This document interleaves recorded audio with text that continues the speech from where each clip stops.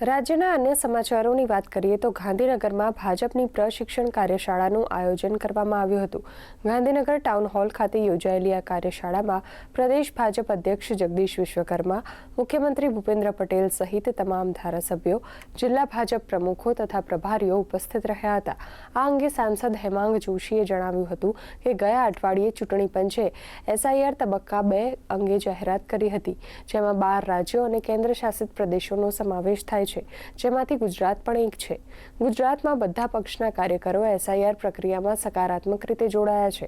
પરિણામે ભારતીય જનતા પાર્ટી ગુજરાત પ્રદેશની એક બેઠક ગાંધીનગરમાં યોજાઈ હતી, જેમાં વરિષ્ઠ નેતાઓના માર્ગદર્શન હેઠળ પક્ષના કાર્યકરોને સૂચના આપવામાં આવી હતી કે તેઓ ખાતરી કરે કે SIR પ્રક્રિયામાં કોઈ પણ સાચા મતદારનું નામ બાકી ન રહે।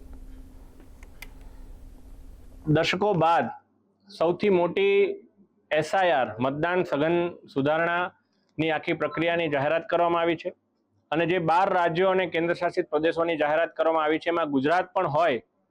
આજે ભારતીય જનતા પાર્ટી દ્વારા પ્રદેશ સ્તરે આ સમગ્ર એક જે SIRની પ્રક્રિયા છે એમાં તમામ પાર્ટીના પણ લોકો જોડાય અને આ મતદાન સઘન સુધારણા માટે પોતે પોતાના બૂથ લેવલ સુધીના પ્રયાસો કરે એ બાબતનું આજે એક બેઠક રાખવામાં આવેલી છે।